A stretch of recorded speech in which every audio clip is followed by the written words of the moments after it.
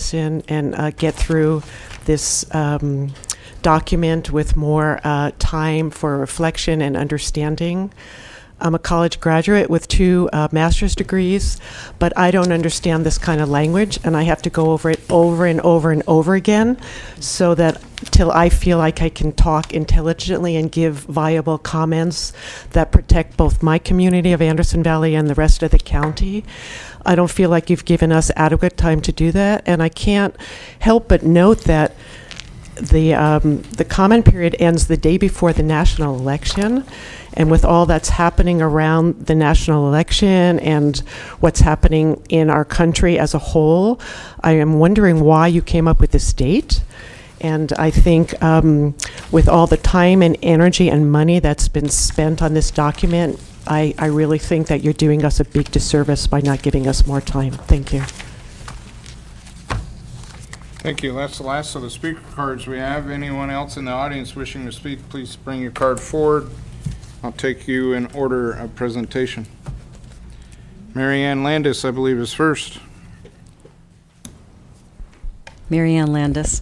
I'm here to echo the request for an extension on the comments for this general plan update, partly because I think not only are we being asked to read a very complex document, but we're being asked to comment on so many topics that are going to have long-reaching effects into our future as residents of this community.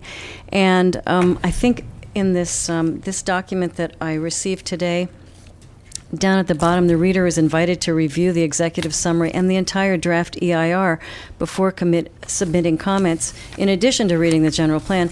I think that that volume of information being requested to be read and digested before we make comments really necessitates more time. And we want to be thoughtful in our responses to this because it matters about our future. And I'm speaking as a representative of Smart Growth, the Smart Growth Coalition here in the Ukiah Valley, and hope that you factor that into an extension that would perhaps take us past the holidays. And I'm saying like mid-January seems realistic to me. Thank you very much. Thank you. Barbara Goodell, followed by Eugenia Hare.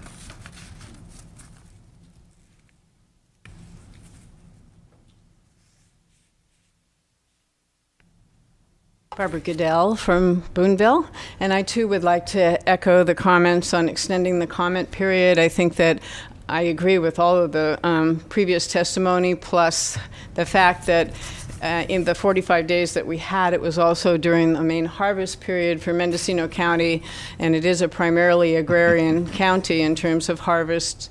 Also, it's a big document, and it is a big part of our future, as other people say, and it really is frightening when you see so many places in the EIR, the DEIR, that says impact, significant, unavoidable, when, especially with water, I think that there are possible mitigations that we can impose. Thank you. Thank you. Eugenia Hare, please.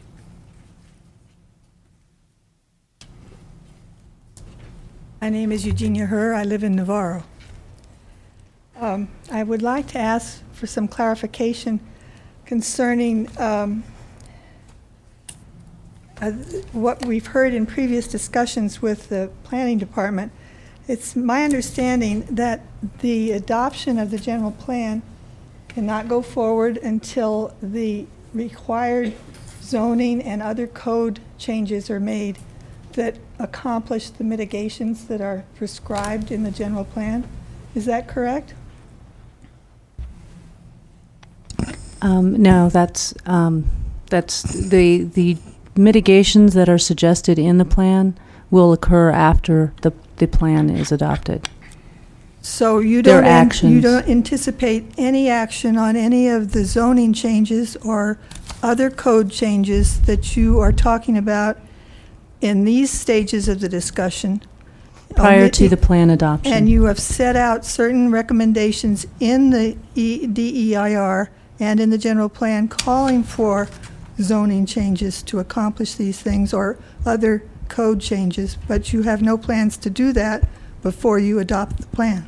The plan policies need to be adopted by the elected officials before the actual actions occur. That's correct. Is there any compulsion for any public agency in Mendocino County to actually achieve these mitigations through the proposed changes of other codes? I'm not sure how what your quote. Do you have to do what you say you're going to do?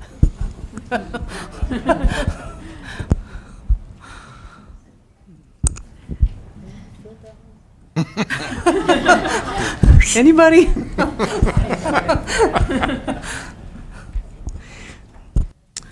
The attempt is to try. Well, I don't know if we're going to debate this here. I think she's answered the question in terms of timeframes.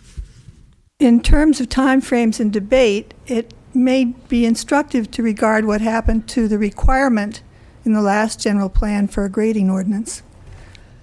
And in terms of the cost of this effort, I would like to say that Kathy did say that I have tried to figure out how much it's cost you so far and came up with a $2.5 million figure up to this year. However, the way I read your present budget, you're planning to spend an additional $1.9 million this year.